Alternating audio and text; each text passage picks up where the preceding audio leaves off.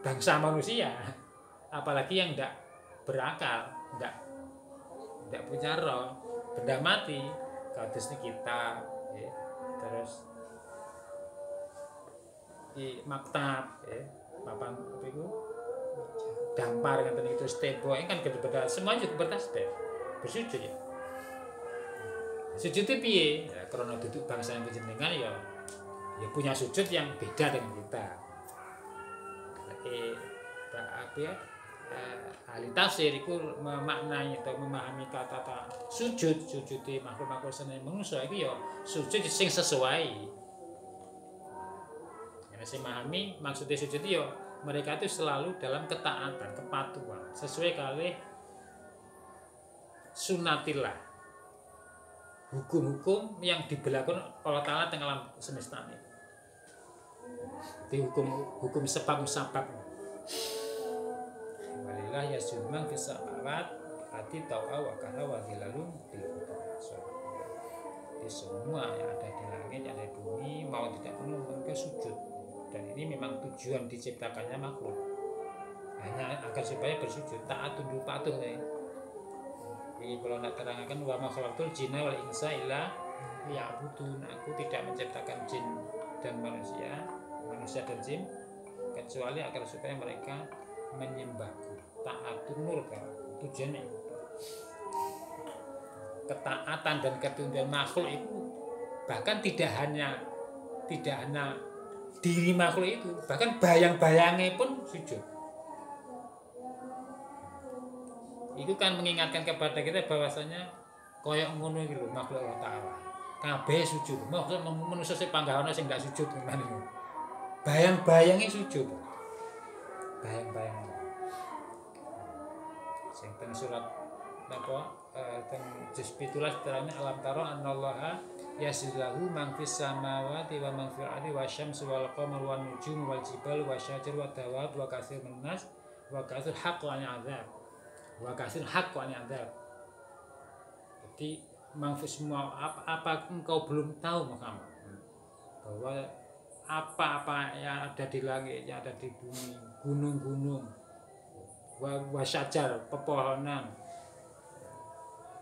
gunung-gunung, terus matahari, bulan, pepohonan, dan hewan-hewan yang melata semuanya itu bersujud kepada Allah. Itu ngerti, kabeh sujud. Tengah itu mungkin dipenerangkan wa im min syai'in illa yusabbihu wa im min syai'in illa yusabbihu bihamdihi walakilla tafqahuna tasbihu. Tidak ada sesuatu pun yang ada di alam semesta itu kecuali mereka itu bertasbih mensucikan Allah Ta'ala. Hanya saja kalian tidak paham dengan tasbih mereka. Jadi kenapa memang bertasbih mensucikan Allah? Apa ini? Kita, HP, karpet, tembok, semua itu wa insan ilan sedihami walakila dakwahuna. Artinya semua yang ada di alam semesta kabeh itu di dalam kendali Allah Ta'ala dan taat tunduk patuh. Yang seharusnya menungso ya kudu ngono kabeh. Tapi kenyataannya enggak, masih ada yang menentang, tidak mau sujud. Kenapa? Ya memang Allah Ta'ala sekadung ngendikakno la'ana jahannama minal jinnati harus kadung mutusnya bahwasanya nanti neraka jahanam itu akan dihuni dan dipenuhi oleh jin manusia, sehingga yang terjadi di alam semesta di dunia ini pasti akan selalu ada orang yang taat, ada pula orang yang durhaka. Sing taat enak, sing nentang enak, sing nolak enak, panggahan. Kenapa? Terus kadung mutusnya neraka jahanam itu sing menuhi jin. Ila bil budul asal al-asyar. Qul man rabbus samawati wal ardh qulillah qul afattakhadtum min dunihi awliya la yamlikuna li anfusihim naf'an wa la darra qul hal yastawi al-a'ma wal basir am hal tastawi adh-dhulmatu wan am ja'alu lillahi syuraka khalaqu ka khalqihi fatashabaha al-khalqu alaihim Qulillahu khaliqu kulli syai'in wa huwal wahidul qahhar. Qul ngucapi ira Muhammad ya Muhammad Muhammad di kaum kamaring kaum ira, katakan wahai Muhammad kepada kaummu, masyarakatmu. Marabus samawat iki makiyah nggih, dadi tumbuhne Al-Qur'an teng Mekah, Nabi oleh wahyu niki teng Mekah, dadi sing pidatone sing didhawuhi Nabi niku wong Quraisy. Man uti sapa Nabi kalau taala diperintahkan supaya menyampaikan ayat ini. Di sini menanyakan sesuatu pada masyarakat. Man robus samawat, kok takok ngene.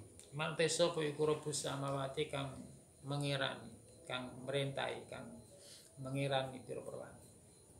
Kayak ngopeni, robku saka mana robba, yurobi tarbiyah, mendidik, merawat, ngeramut, ngasuh. Robus samawat kang mengirani fil langit wal ardi bumi. Mat katakan kepada mereka, ayo sapa sing mengirani langit bumi, yang menciptakan langit bumi, sing ngatur, sing kuasa sapa jare. Apa kata mereka? Ya diam kan. Ya, mesti Allah kan? Mesti Allah.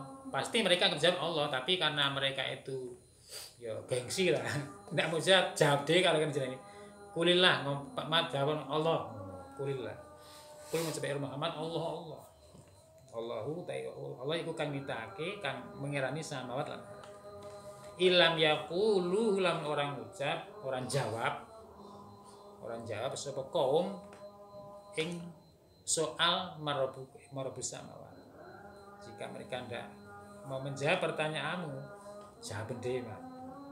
Ilam yaqulu la jawab orang jawab iku mau itu kaya kang salane Allah. Jadi ketika mereka tanya sih sapa sing yang menciptakan langit dan bumi, yang ngatur, yang menguasai, yang mengendalikan, jadi mesti Allah. Siapa lagi bukan? Wajah apa? Hanya itu. Tapi karena mereka itu gengsi, tidak jawab. Oke, kalau Allah Taala Muhammad menjawab diri. Kulillah. Kullahum afat takhutu. Kul mencapai Muhammad lahum maring kaum. Afat takhutum. Mongko apa to ngalap sepira kabeh min duni saking salina Allah. Mongko apa to lek mana nifae di syarah ngarep.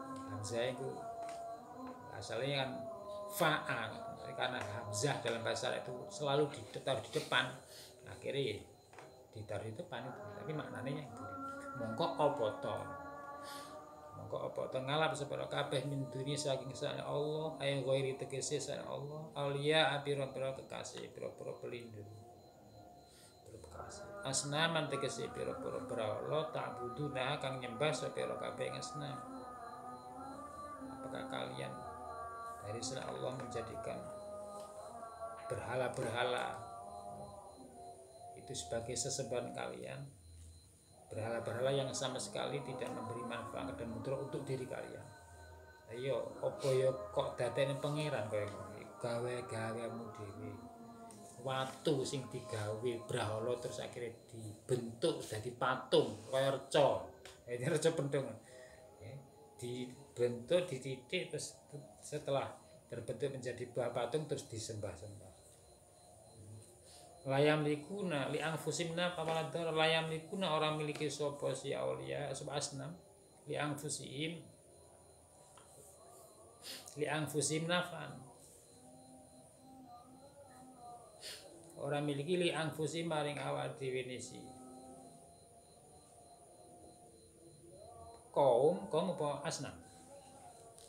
asnaman li anfusihim layam likuna orang miliki sapa si aulia itu mesti asnam yang fusim kodo aladine asnam ya nafani ing kemanfaatan walador ora kumturatan ya patung-patung yang mereka bikin yang kemudian mereka jadikan sebagai Tuhan sing disembah-sembah mereka kan sama sekali tidak memberi manfaat madar untuk dirinya sendiri ya patung itu lho pemasaman tutuk yang menengah diguling ini menengah ya, saya belum tahu beda mati ya. Tapi kayak ngono loh, saya pangkat pinter sing gawe patung loh. Iya, lek sing mestinya kan ya mikir wong lek patung karo sing di kampung pulau pinter sing di patung kok berakal. Mestinya sing disembah ya sing dipatung, lha ndak malah kewalik, kan bener kewalik itu. Gaya-gaya dhewe disembah. Oke, napa wa taraktu lan ninggal sapa ora kabeh malikahuma ing wong kang miliki naf'an lan dara. Istifham tawbihin utai dawuh ata khotum iku istifham taubih takok krana meleh-melehake. Takok krana meleh-melehake. Kul hal yastawil a'ma wal basir. Ketika Nabi mengajak masyarakat Arab, Quraisy kan waktu itu awal mendakwakan Islam kan masyarakat Quraisy itu masyarakat Arab ini memang wis dadi tradisi yang turun-temurun menjamur di masyarakat menjadi keyakinan. Mereka menyembah berhala menjadi keyakinan. Jadi keyakinan yang sudah kuat mendarah mendaki sampai dianggap cara-cara seperti itu kebenaran. Dianggap kebenaran itu. Walaupun sebenarnya kalau mau berpikir secara jernih kok masa patung leng gawe-gawe dhewe niti-niti dhewe. Terus akhirnya dikai jeneng leng gawe-gawe dhewe jenenge ya. Hubal, Suwal, Yaub, terus saiki Mbah Buronggo, Mbah Gembok ngono ya. Ini kan nama-nama yang mereka bikin sendiri. Jadi nama untuk Tuhan mereka bikinan mereka sendiri. Batu yang mereka cari dari sungai misalnya, atau saka gunung dititik dibentuk kayak patung, baru dikai jeneng terus disembah-sembah. Iku lek gelem mikir secara sehat ngono ya.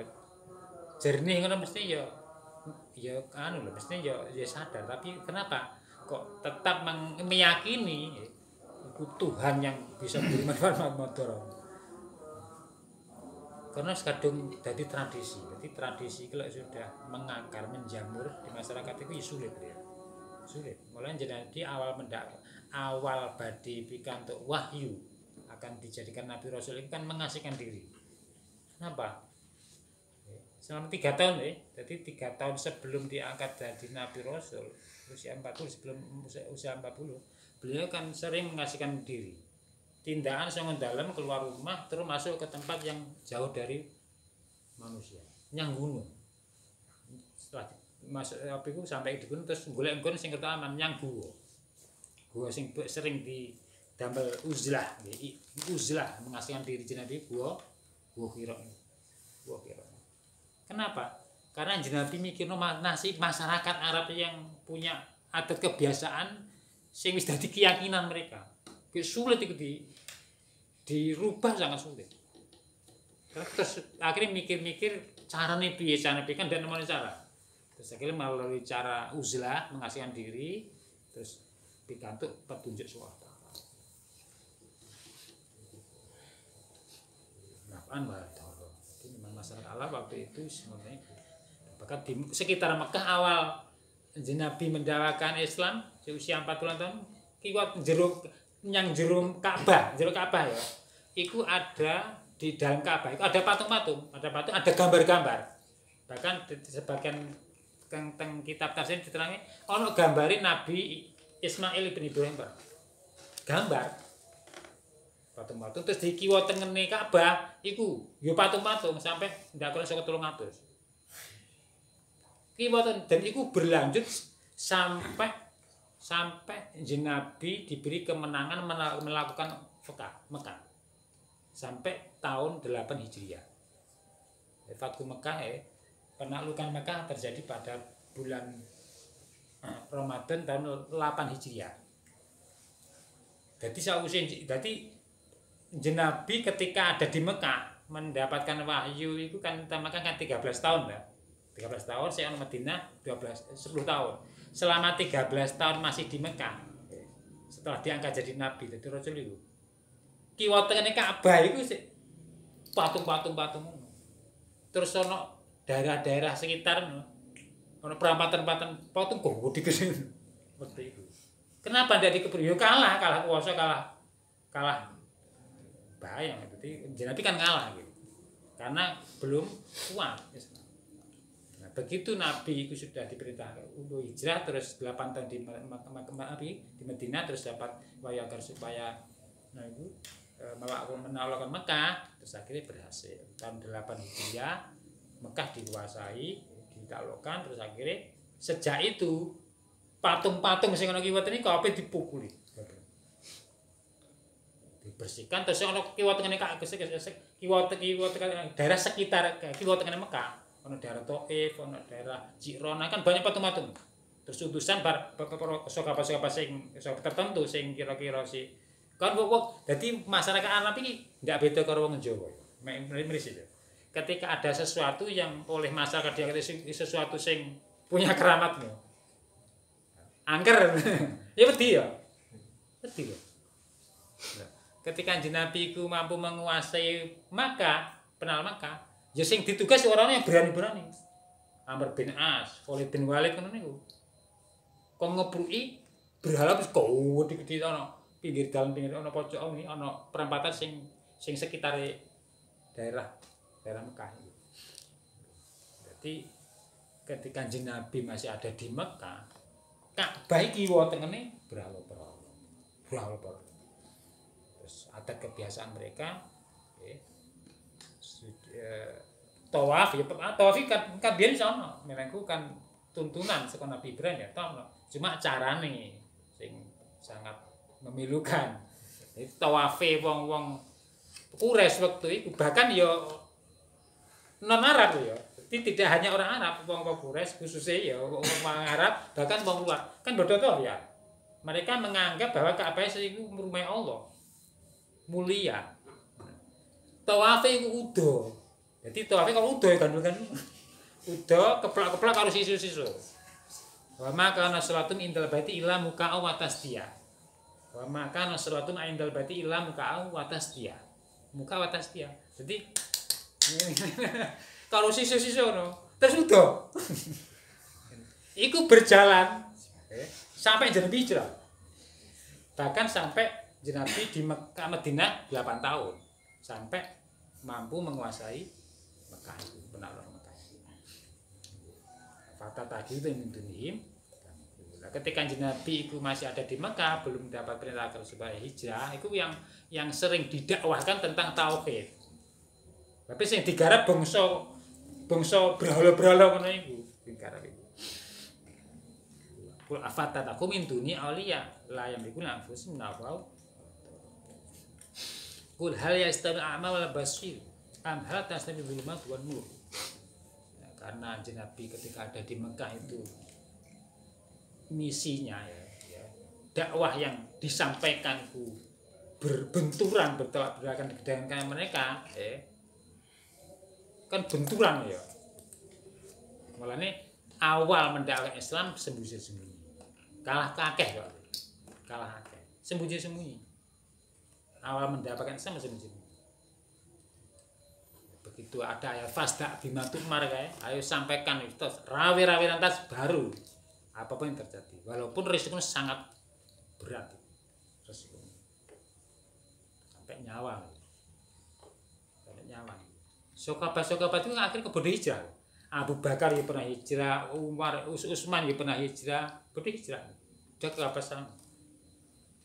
Ja'far terus hijrah demi menyelamatkan agamanya.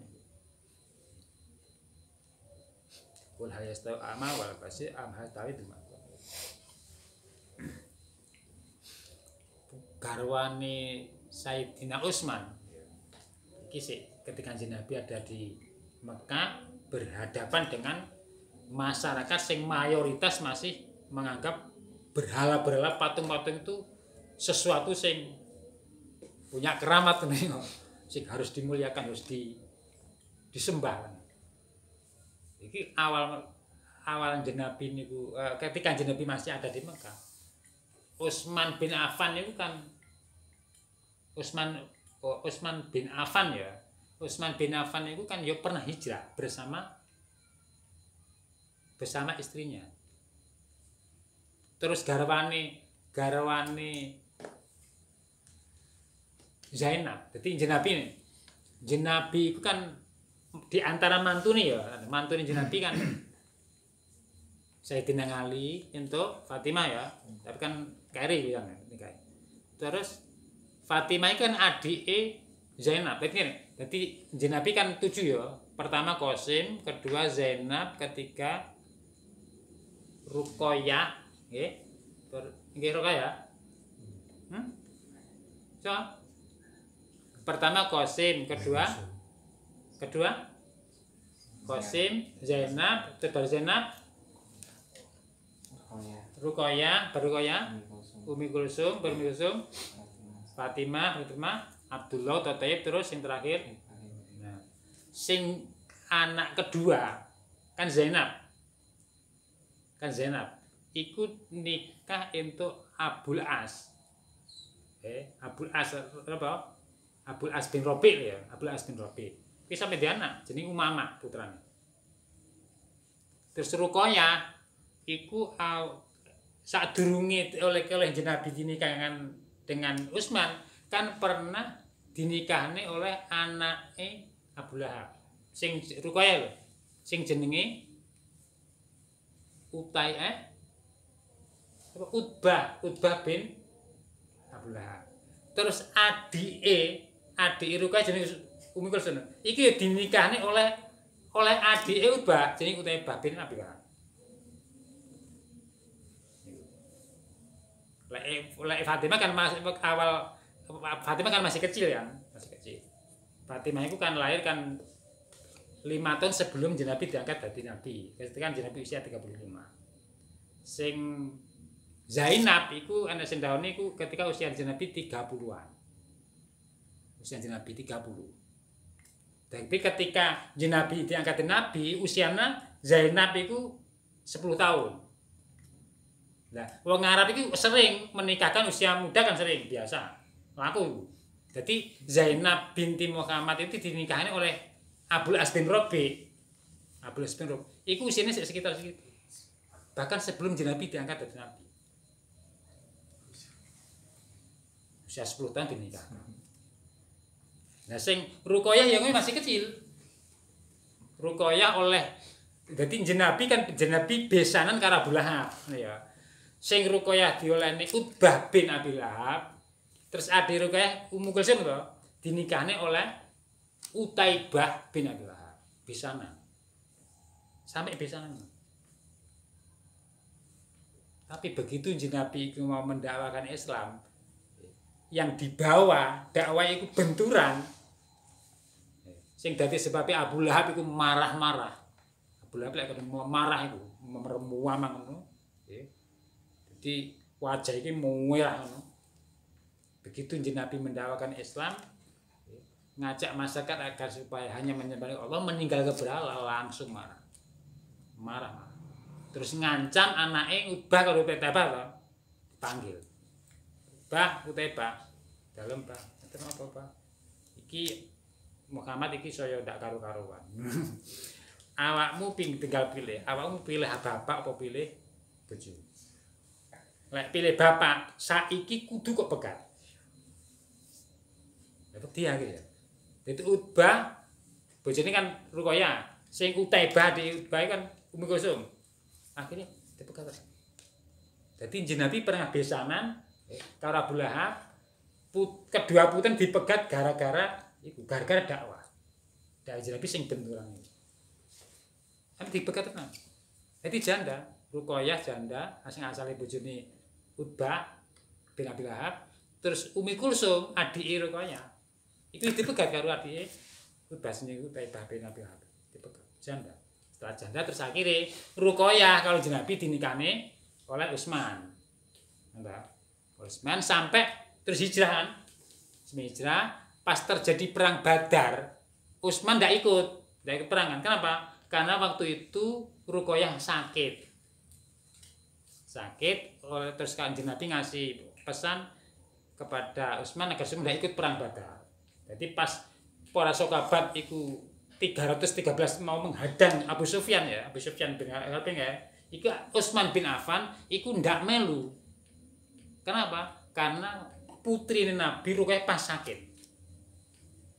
Sehingga ketika Nabi ada di medan tempur perang Badar, oleh informasi saka Madinah bahwasanya putri ini meninggal. Jadi Ruqayyah iki meninggal iku pas Nabi perang Badar. Pas dalam kondisi apa itu sibuk menghadapi musyrikin kafir, dicoba putri ini meninggal. Sampai Nabi ndak sempat memakamkan. Wis dimakam. Dadi oleh kabar lek garwane Utsman kan Ruqayyah meninggal wis dikebumikan. Nabi yang medan tempur, yang Badar. Kalau saya meninggal terus akhirnya minangka gantiin Ruqayyah, terus adik Ruqayyah Ummu Kulsum to dinikahi Nabi oleh Utsman. Minangka gantine. Makanya terus teng sejarah niku Sayyidina Utsman punya julukan Dzun-Nuraini. Dzun-Nuraini. Dzu maknanya duwe punya, An-Nuraini dua cahaya. Orang yang punya dua cahaya. Kenapa? Karena punya dua orang percaya Ruqayyah karo karena Utsman bin Affan itu panggilan julukane iku Dzun-Nuraini. Orang yang punya dua cahaya. Itu karena beliau pernah menikahi dua putrinya Nabi. Ruqayyah dinikahi sausé tahun 2 Hijriah iku meninggal terus nikahi meneh adike Ummu Kulsum. Dzun-Nuraini. Ketika Nabi iku mau perang Badar, putri ini meninggal. Sampai tidak sempat ikut nyarek nih.